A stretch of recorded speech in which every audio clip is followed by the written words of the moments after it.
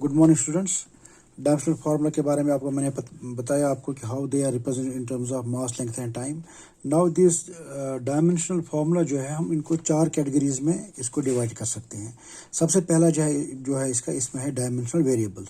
जितनी भी हमने किया आपको एरिया, वॉल्यूम के बारे में बोला, स्पीड के बारे में बोला, वर्क डन, फोर्स, मोमेंटम, ये सब डायमेंशनल वेरिएबल्स है because they possess dimensions as well as they are not constants. That's why they are variable.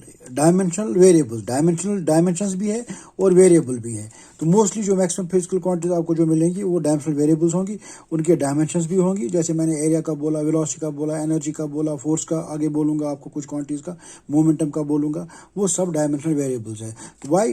Because they have dimensions plus they are variable. They are variable, so they are called as dimensional variables. Then next is non-dimensional variables. इससे पता चल रहा है, नाम से ही पता चल रहा है क्या मीनिंग होगा इसका। Non-dimensional variables. Non-dimensional variables are those quantities like, जैसे एंगल है, एंगल लूंगा मैं स्ट्रेन लूंगा, strain, which have neither dimensions nor constant value. Variable है, वही तो ऊपर लिखा है, नॉन डायमेंशन, डायमेंशंस नहीं है, which have no dimensions but have a constant value, nor have a constant value. जैसे मैंने आपको दिखाया, मैं एंगल का बोल रहा हूँ, एंगल का कोई डायमेंशन नहीं है, एंगल का कोई डायमेंशन नहीं है, लेकिन एंगल तो अलग अलग है। That it is a variable, it is a variable. और एक मैंने एग्जांपल इसमें दी है, स्ट्रेन दी है। स्ट्रेन जो है वो होता है चेंज इन लेंथ और volume divided by original length और volume, L by L, LQ by LQ, तो वो 1 आएगा। No dimensions, it has no dimension. लेकिन स्ट्रेन अलग अलग टाइप का हो सकता है, वेरिएबल हो सकता है, so they do not have constant value. So non dimensional variables are the quantities like angle, strain, which have neither dimensions nor a constant value. इनके डायमेंशन नहीं है और कांस्टेंट वैल्यू भी नहीं है, they are variable. So non-dimensional means they have no dimension. Variable means they are variable but have no dimensions. Then the third one is dimensional constant. Dimensional constant, नाम से ही पता चल रहा है। पहला था डायमेंशनल वेरिएबल, डायमेंशन भी है, वेरिएबल भी है। दूसरा था non dimensional variable, non dimensional, no dimension नहीं है लेकिन वेरिएबल है, कांस्टेंट नहीं है। तीसरा है dimensional constant, dimensional constant, dimension है लेकिन बट वैल्यू इज कांस्टेंट। कोई आइडिया आ रहा है आपको? जैसे मैं लूंगा यहाँ पे एक्सेलरेशन ड्यू टू ग्रेविटी, या सॉरी मैं ले लूँ G, gravitational constant, G is equal to, इसका फॉर्मूला क्या है, F(m1 m2 by r square), mass of the two bodies, distance between them. तो इसका यूनिट भी है, इसका यूनिट आएगा न्यूटन मीटर स्क्वायर पर केजी स्क्वायर। न्यूटन, जी का वैल्यू है, sorry value of g is F(r square by m1 m2). सो इसका वैल्यू आएगा, यूनिट आएगा न्यूटन मीटर स्क्वायर पर केजी स्क्वायर। मीन्स इसका इसमें हम इसका डायमेंशन निकाल सकते हैं। जी का ग्रेविटेशनल कांस्टेंट आगे करेंगे, बड़ा important gravitational constant, dimension constant निकाल के दूंगा मैं आपको। इसका कांस्टेंट, इसके यूनिट्स हैं, तो इसका मतलब इसका जो है डायमेंशन भी होंगे, but that is constant. Dimension तो है इस कांस्टेंट के, लेकिन वो दैट इज कांस्टेंट। जैसे मैं आपको और एक वैल्यू दे रहा हूँ, C is the speed of the light, 3 × 10⁸ metre per second. Metre per second का मतलब क्या है, किस पे डिपेंड करता है? ये लेंथ पे और टाइम पे। तो इसके स्पीड के डायमेंशन क्या होंगे, जो स्पीड के है LT-1, ये इसके डायमेंशन होंगे, क्योंकि L और T पे डिपेंड करता है। सो LT-1 इसका डायमेंशनल फॉर्मूला होगा, लेकिन वैल्यू C की क्या है, constant. So this we called as dimensional constant. So I have given you examples of G, gravitational constant, F(r square by m1 m2), इसका फॉर्मूला ग्रेविटेशनल लॉ से निकालते हैं इसका। और इसी तरीके से आपके पास C है, C is the speed of the light, that is 3 × 10⁸ metre per second. तो इसकी वैल्यू भी आपके पास है, तो this is a dimensional constant. And then we have last one is non-dimensional constant. देखो, जब मैं नाम लिख रहा हूँ, पहला मैंने लिखा, मैं रिपीट ये बार कर रहा हूँ ताकि आपको क्लियर हो जाए। डायमेंशनल वेरिएबल, डायमेंशन भी है, वेरिएबल भी है। नॉन डायमेंशनल वेरिएबल, डायमेंशन नहीं है लेकिन वेरिएबल है। फिर मैंने लिखा डायमेंशनल कांस्टेंट, डायमेंशन है लेकिन वैल्यू जो है वो किसी कांस्टेंट है, जैसे मैंने जी का लिया और सी का लिया। Then I am writing non dimensional constant, एक तो डायमेंशन भी नहीं है, दूसरा कांस्टेंट भी है, वेरिएबल नहीं है, कांस्टेंट है, नॉन डायमेंशनल। जैसे मैं लिखूंगा value pi, what is pi, pi का कोई डायमेंशन नहीं है। 1 2 3 जितने भी नंबर्स है 4 5 इनके डायमेंशन नहीं है, तो नॉन डायमेंशनल है, और साथ में वैल्यू कांस्टेंट है। पाई की वैल्यू हमेशा सेम रहती है, 1 2 3 4 5 जो मैंने ये लिखे, ये सब क्या है, these are non dimensional constant. So नाम से आपको पता चल रहा है कि हमारे पास जो क्वांटिटीज है, कोई क्वांटिटी आपको, जैसे मैं कोई भी क्वांटिटी आपको दूंगा, for example I give you force, अभी हम फोर्स का निकालेंगे, फोर्स का कैसे निकालना है, डायमेंशनल फार्मूला, तो आपको पता चल जाएगा सर ये डायमेंशनल वेरिएबल है। कुछ क्वांटिटी ऐसी आएंगी सर आप उसको देख के कहोगे सर ये तो नॉन डायमेंशनल कांस्टेंट है। कोई फंक्शन आए, कोई आपके पास फार्मूला आएगा, आप कहोगे सर ये नॉन डायमेंशनल वेरिएबल है। तो आपको ये जो 4 टाइप के डायमेंशनल ये टाइप्स है इसके डायमेंशंस के, वो आपको ऑटोमेटिकली पता चल जाएंगे कौन सा किस कैटेगरी में आएगा। Now we will try to find out the dimensional formulas of some quantities. अब नेक्स्ट है हमारा dimensional formula for some physical quantities. Dimensional formula for some physical quantity कैसे निकालना है, ये आपको कई बार एग्जाम में आता है, इसमें क्वेश्चन ऑब्जेक्टिव में भी आता है, और मोस्टली जो इंपॉर्टेंट है फोर्स है, वर्क है, मोमेंटम का आता है, या कई बार आता है आपके पास प्लैंक्स कांस्टेंट, जो आप आगे पढ़ोगे। ये फार्मूला हर चैप्टर में आपको नए नए फार्मूलाज मिलेंगे, और उसका जब आप नोट लिखोगे, नोट में साथ में ही होगा दैट, सपोज आप पढ़ोगे लास्ट में एक टर्म 2 में आप पढ़ोगे स्पेसिफिक हीट, थर्मोडायनेमिक्स पढ़ोगे, वहाँ पे स्पेसिफिक हीट एक टर्म आएगी, तो स्पेसिफिक हीट में ही वहाँ पे लिखा होगा that dimensional formula for specific heat is this. तो वहाँ पे आपको कुछ, अगर आपको याद नहीं आता एग्जाम में, तो आपको पूरा फार्मूला उसका निकाल के वो करना पड़ेगा। लेकिन जो इंपॉर्टेंट फार्मूलाज है वो मैं आपको बता रहा हूँ। जैसे सबसे पहले मैं निकाल रहा हूँ यहाँ पे फोर्स का डायमेंशनल फार्मूला फॉर फोर्स। देखिए, सबसे पहले किसी चीज़ का भी डायमेंशनल फार्मूला निकालना, उसका आपको फार्मूला मालूम है। जैसे मैंने यहाँ पे आपको बताया था, मैंने गलती से ये लिखा था G = F m1 m2 r square, ये एक्चुअली F होता है, तो ये आपको डायमेंशन भी इसका गलत निकलेगा। अगर आपको पास फार्मूला गलत है तो आपके पास डायमेंशन भी गलत निकलेगा, इसलिए आपको फार्मूला मालूम हो। जैसे आपको आता है find the dimensional formula for gravitational constant, तो ग्रेविटेशनल कांस्टेंट क्या होता है, F(r²/m1 m2). मैंने जल्दी रेक्टिफाई गलती की क्योंकि मुझे मालूम है इसका यूनिट क्या है, तो इसलिए इसका फार्मूला F(r²/m1 m2) है। इसको क्रॉस मल्टीप्लाई करके तो आपको निकल जाएगा जी। जब आपको फार्मूला मालूम है तो आपको ईजिली डायमेंशनल फार्मूला निकल सकता है। जैसे मुझे फोर्स का निकालना, what is force equal to second law of motion, this is equal to mass into acceleration. तो हम स्टेप वाइज कर, पहले कुछ फार्मूला मैं स्टेप वाइज दिखाऊंगा आपको। इसका मास इनटू एक्सेलरेशन है। मास का तो आपको मालूम है एक्सेलरेशन है, मास का तो मालूम आपको m है। एक्सेलरेशन का क्या, what is the formula for acceleration, acceleration is change in velocity by time. इसको मैं साइड में निकाल रहा हूँ यहाँ पे। एक्सेलरेशन का, एक्सेलरेशन का क्या है, देखो एक्सेलरेशन का होता है change in velocity by time. Change in velocity हो वो तो वेलोसिटी निकलेगा, 10 metre per second minus 5 metre per second, वो तो 5 मीटर पर सेकंड ही आएगा, मीटर पर सेकंड में आएगा। जो वेलोसिटी है ये निकलेगा velocity by time. Change velocity means velocity by time. Velocity का क्या फॉर्मूला है, डायमेंशनल फार्मूला, वेलोसिटी होता है डिस्टेंस बाय टाइम, डिस्टेंस का L, टाइम का T, आ गया ना। तो वेलोसिटी का L by T divided by T, तो this will B L by T into T, ये T नीचे आएगा, इंटू 1/T हो जाएगा, तो T²। इसको लिख सकते हैं L, T को ऊपर ले जाओ, LT-2। तो जो एक्सेलरेशन का डायमेंशनल फार्मूला बनेगा LT-2, LT-2। मास का तो मालूम था, इसको आप लिख सकते हो m1 L0 T0 भी लिख सकते हो आप। इसको मैं शॉर्ट में लिख रहा हूँ m, वो एक्सेलरेशन का लिखा, क्या लिखा हमने, LT-2। इसको अगर आप ज़्यादा अच्छी तरह लिखना चाहते हो आप इसको लिख सकते हो m, है ना, m1 L0 mLT T0। इसका क्या लिखोगे आप, इसमें m है ही नहीं, तो m0 L1 T-2।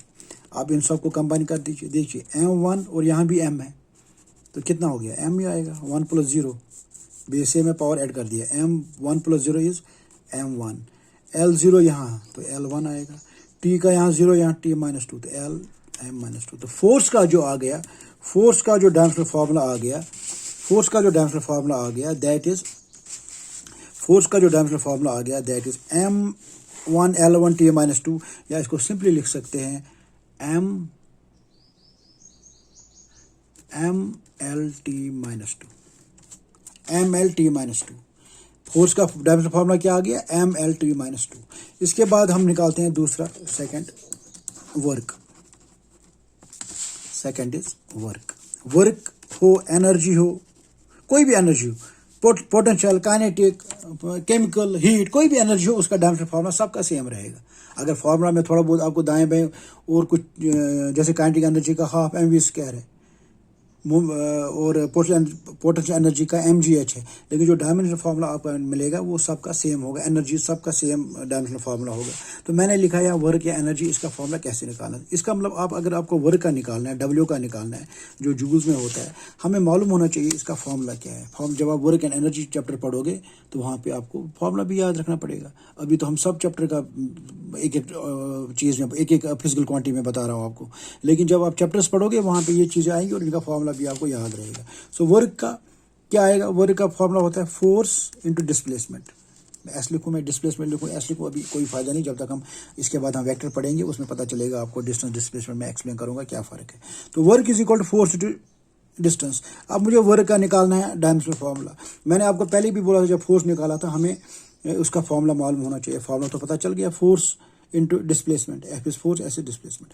अब फोर्स का डायमेंशनल फार्मूला क्या है, ये तो अगर आपको ज़बानी याद है तो अच्छी बात है, हम यहाँ से डायरेक्ट लिखेंगे MLT-2। अभी निकाला आपने, 1 सेकंड हो गया, ऊपर लिखा हुआ है, इनटू डिस्टेंस। डिस्टेंस का मतलब क्या होता है, लेंथ, तो L खत्म हो गया ना एक लाइन में। लेकिन अगर आपको फोर्स का मालूम नहीं है, अगर आपने ठीक से नहीं किया, आपको फोर्स का डायमेंशनल फार्मूला मालूम नहीं है, तो आपको फिर फोर्स का निकालना पड़ेगा ऐसे। जैसे यहाँ पे हमारा था फोर्स मास इनटू एक्सेलरेशन, आपको एक्सेलरेशन का मालूम नहीं है तो आपको एक्सेलरेशन का वेलोसिटी बाय टाइम निकालना पड़ेगा। अगर आपको वेलोसिटी का मालूम नहीं है तो उसका डिस्टेंस बाय टाइम निकाल के करना पड़ेगा। तो मीन्स हर फॉर्मूला जो भी आपकी फिजिकल क्वांटिटी इसमें आएगी उसका आपका मालूम होना चाहिए कि उसको हम ब्रेक कैसे करेंगे। तो फोर्स का मुझे पहले ही मालूम था, मुझे एक स्टेप वाइज करने की ज़रूरत नहीं थी, इसलिए मैंने डायरेक्ट लिखा MLT-2, MLT-2 और S का लिखा मैंने L। आप देख लीजिए, जोड़ लीजिए इसको। M यहाँ पे M है नहीं है, M आप यहाँ पे लिख सकते हैं M0 T0 लिख सकते, लेकिन ज़रूरत नहीं है। M यहाँ M नहीं तो M1 ही आएगा, M1 लिखो या M लिखो। यहाँ भी L है, यहाँ भी L है तो L2 आएगा। यहाँ MLT-2 है, यहाँ नहीं है, T0 है तो T-2 ही आएगा। तो इसका डायमेंशनल फार्मूला जो वर्क का बना या एनर्जी का बना, दैट विल बी ML2T-2। ये कुछ क्वांटिटीज है जिनका आप ज़बानी याद रखना। ये वर्क का हो गया, बिल्कुल सिंपल। और एक मैं बता रहा हूँ आपको, बिल्कुल simple, third, that is momentum. Momentum, अगर आपको कई बार शीट बाहर आ जाता है, वीडियो से बाहर निकल जाता है, तो मैं साथ साथ बोल रहा हूँ तो आप समझ लेना उस चीज़ को। मोमेंटम का है आपका फॉर्मूला मास इनटू वेलोसिटी, बिल्कुल सिंपल है, इसमें तो ज़्यादा कुछ करना नहीं है। और कपल COUPLE, कपल जो है उसका भी डायमेंशनल फार्मूला सेम है, उसका भी आएगा आपके पास। कपल का होता है नहीं, कपल का नहीं, मोमेंटम को आप याद रखो। Momentum is mass into velocity, couple का हम अलग से निकालेंगे ना। मोमेंटम होता है mass into velocity, mass is M, velocity क्या होता है, displacement by time, displacement is length divided by time, तो ये आ गया L/T। ये हो गया ML, M1 L1 भी लिख सकते हैं। T को ऊपर ले जाओ तो क्या बनेगा, T-1, तो MLT-1, this is the dimensional formula for momentum, this is the dimensional formula for momentum. लेकिन मैंने आपको जो नोट भेज रहा हूँ आपको, उसमें 30-40 फिजिकल क्वांटिटी मैंने लिखी हैं। तो जो आपको 8-10 ऊपर जो होंगे आप कर सकते हो, वो आप कर लेना, उसमें फार्मूला लगा के वो आप निकाल देना, मैंने भेजे हैं आपको। मोमेंट के बाद में एक दो और दिखाता हूँ आपको, उसके बाद हम वीडियो क्लोज करेंगे। Will move to next topic. Now next is suppose अगर आप पोटेंशियल एनर्जी, मैंने अभी एनर्जी का आपको निकाल के दिया था, एनर्जी का क्या निकला था, वर्क का क्या निकला था, वर्क निकला था ML2T-2, ये निकला था ना वर्क का डायमेंशनल फार्मूला, इसको ब्रैकेट्स में रख लो ऐसे, यही निकला था वर्क का। अब एनर्जी का देखते हैं क्या निकला। सपोज हम लेते हैं potential energy, potential energy, potential energy का फॉर्मूला होता है mgh, mass, acceleration due to gravity means acceleration, height means length. देखो मास का क्या लिखेंगे m, g is acceleration due to gravity, वो होता है एक्सेलरेशन। एक्सेलरेशन क्या होता है, वेलोसिटी बाय टाइम, तो हमने इसका निकाला था L/T², ये वेलोसिटी होता है L/T डिवाइडेड बाय टाइम, तो L/T²। हाइट हो गया L, height means L, distance हो, डिस्प्लेसमेंट हो, हाइट हो, विड्थ हो, वो सब एल आएगा। तो ये आएगा एम, एल और एल कितने हो गए 2L, टी को ऊपर ले जाओ तो क्या आएगा -2। तो एम एनर्जी का, सॉरी पोटेंशियल एनर्जी का क्या आ गया mL2T-2। वर्क का क्या आया था mL2T-2, वही आया ना, सेम आया ना। मीन एनर्जी के work, what is work, work is what is energy, capacity of doing work, capacity of doing work. तो जो वर्क है वो एनर्जी, वो एक दूसरे को ऊपर डिपेंडेंट है, ये दोनों work and energy. So work होता है force into distance, work is said to be done when force produces motion, ये आपने पढ़ा हुआ है 10th में। और energy is capacity of doing work, तो दोनों इंटरडिपेंडेंट है आपस में। तो इसलिए एनर्जी का और वर्क का आपस में जो है डायमेंशनल फॉर्मूला है वो सेम है, ये आप याद रखोगे। इसके बाद और एक दो मैं करता हूँ आपको, जैसे मैं दिखाता हूँ यहाँ पे स्ट्रेस, बड़ा इंपॉर्टेंट है ये भी। One more, stress, what is stress, it is force. इसका भी हम पढ़ेंगे, इसी 11th में आप पढ़ोगे स्ट्रेस के बारे में, स्ट्रेन के बारे में, सरफेस टेंशन एक टॉपिक है हमारा, बड़ा अच्छा टॉपिक है, सेकंड टर्म में है वो, उसमें हम पढ़ेंगे ये टर्म्स पढ़ेंगे स्ट्रेस। इसलिए मैं स्ट्रेस अलग से आपको एक्सप्लेन नहीं करूँगा। Stress simply you remember it is force by area, it is force by area. अब फोर्स आप कहोगे सर हम मुझे क्या लिखूँ, फोर्स क्या लिखूँ, मैं इसको लिख सकता हूँ mass into acceleration by area, mass into acceleration को लिख सकता हूँ velocity by time divide by area, लिख सकता हूँ ना। फिर आगे मैं डायमेंशन दे सकता हूँ। लेकिन अगर आपको फोर्स का ज़बानी याद है, क्योंकि आपने फोर्स का अभी किया था, डायरेक्टली मैं लिखता हूँ वो, आप ये आप स्टेप वाइज आप खुद ट्राई कर लेना। फोर्स का मैंने लिखा था mLT-2, ये फोर्स का निकाला था, divided by area. What's area, area is product of two lengths L into L। So this will be equal to mLT-2, this will be mLT-2 divided by L square. L square को ऊपर ले जाओ, mL1T-2 L-2 आ जाएगा। This will B LT-2 L1, एक plus है एक minus है, दोनों को ऐड कर लो, -2 + 1 इज m1 L-1, और T के साथ में आएगा -2। तो आपका ये जो स्ट्रेस का फॉर्मूला निकलेगा that will be equal to m1 L-1 T-2। अगर इसमें कोई भी आपको लगे, जैसे आप खुद करोगे इनको प्रैक्टिस, आपको लगे कि मैंने कहीं करेक्शन, क्योंकि जब मैं रनिंग में आपको पढ़ाता हूँ, हो सकता है जैसे मैंने ग्रेविटेशनल कांस्टेंट का फॉर्मूला गलत लिख दिया था, हो सकता है यहाँ पे प्लस माइनस में आपको फर्क पड़े। वैसे नहीं होगा, आई एम श्योर कि नहीं होगा, क्योंकि मैं स्टेप वाइज दिखा रहा हूँ। अगर होगा भी कोई, I will be very happy, आप कहोगे सर यहाँ आपने ये गलत किया था तो हमने ठीक कर दिया। तो आपका भी आई होप कि आप छोटी मोटी चीज़ें अगर कई बार, क्योंकि मैं ये ऐसे नहीं कर रहा हूँ कि मैं बुक सामने रखूँ फिर एक एक स्टेप आपको दिखाऊँ, वैसे वो टाइम लगेगा। और आपको वो बुक से तो वो तो आप खुद भी देख सकते हो। मैं I don't believe in that कि मैं बुक सामने नोट भेजूँ आपको, आप करोगे खुद। इसलिए मैं वीडियो इसलिए भेज रहा हूँ, आप अपने पास रखो, डोंट फॉरवर्ड देम एनीवेयर। आप 5 बच्चों के लिए वीडियोस हैं, आप बार बार देख सकते हो। कहीं भी आपको प्रॉब्लम लगे तो आप खुद वहाँ देख सकते, नहीं सर ने ऐसे बताया। इफ़ यू वांट, आप कर रहे हो नहीं कर रहे हो, स्टिल आई डोंट नो। अब इसी तरीके से आपके पास और एक है, ये भी बड़ा इंपॉर्टेंट है, मैं ये एक दिखाता हूँ, उसके बाद हम I will close. This is Planck's constant, Planck's constant. या आप पढ़ोगे थियरी ऑफ रिलेटिविटी, आप 12th में पढ़ोगे आप प्लैंक्स कांस्टेंट एनर्जी लाइट के बारे में। उसमें एक उसमें है प्लैंक्स कांस्टेंट है E इज इक्वल टू,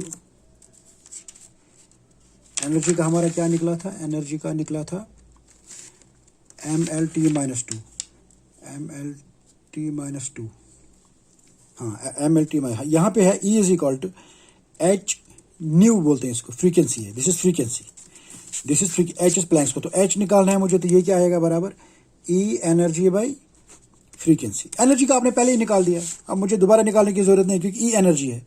जब एनर्जी है तो आप इसको वर्क का फॉर्मूला ले लो, या आप एनर्जी mgh का फॉर्मूला ले लो, हाफ mv² भी होता है काइनेटिक एनर्जी, वो फॉर्मूला ले लो। लेकिन हमेशा आपका एनर्जी का जो निकलेगा mLT-2। इसलिए मैंने आपको कुछ चीज़ें आपको ज़बानी याद होनी चाहिए, किसका डायमेंशनल फॉर्मूला क्या है, इसलिए आपका टाइम भी बच जाएगा। फ्रीक्वेंसी क्या होता है, frequency is 1 time period, 1/t। Frequency होता है 1/t, फ्रीक्वेंसी इज 1/t।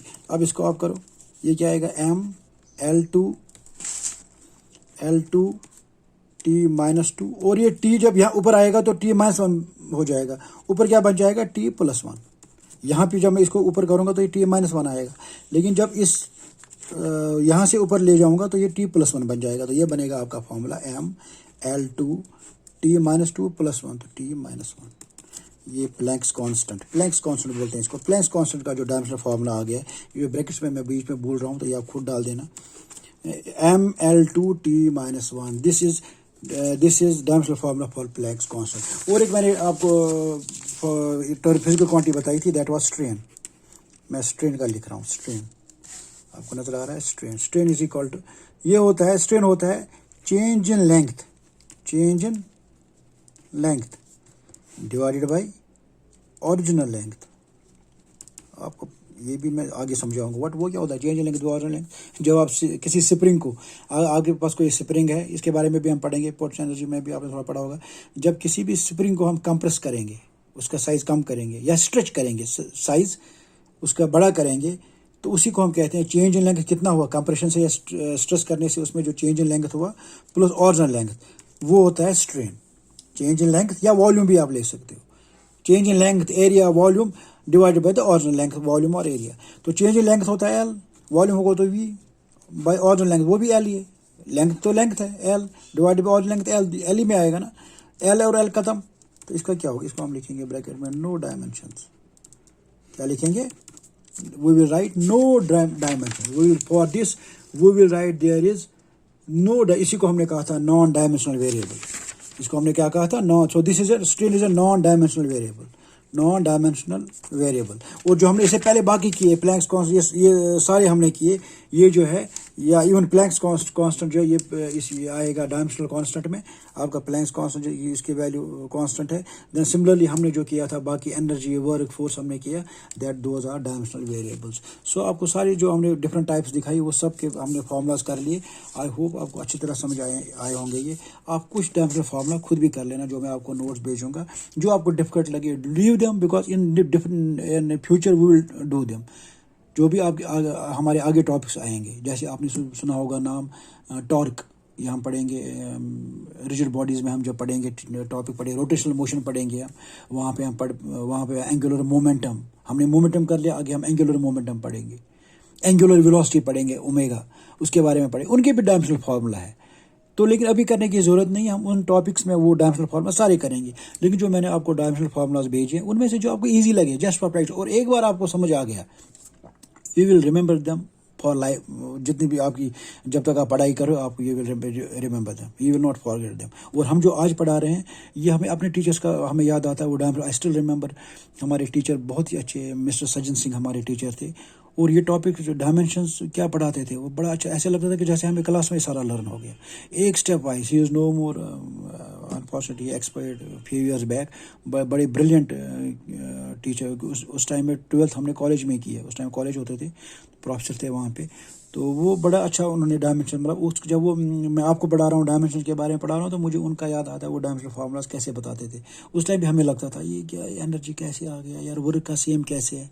तो मैं ट्राई कर रहा हूँ कि उनको तो हम टच नहीं कर सकते, वो तो काफ़ी हमसे हमारे गुरु हैं, उनको ऐसे टीचर्स को हम छू भी नहीं सकते हैं, लेकिन कोशिश करता हूँ कि आपको मैं अच्छी तरह समझाऊँ। जब आप कभी किसी को आप समझाएं घर में या किसी को, तो आप भी अच्छी तरह समझा सको। आप में जिसको भी अच्छी तरह समझ आता है, जैसे आप कल क्लास में बैठोगे, मिलजुल के बैठोगे, वहाँ पे आप स्टूडेंट्स, आप एक दूसरे को भी हेल्प कर सकते हो। एक फॉर्म फिजिकल क्वांटिटी बताएगा, दूसरा बताएगा, तो आप इसको फिर क्रॉस चेक कर सकते हो, अगर आपको अच्छी तरह पढ़ना है। नहीं तो आपको खाली नोट जमा करने हैं, मैं वीडियो भेज रहा हूँ, आप कलेक्शन कर रहे हो, तो वो that will depend upon you.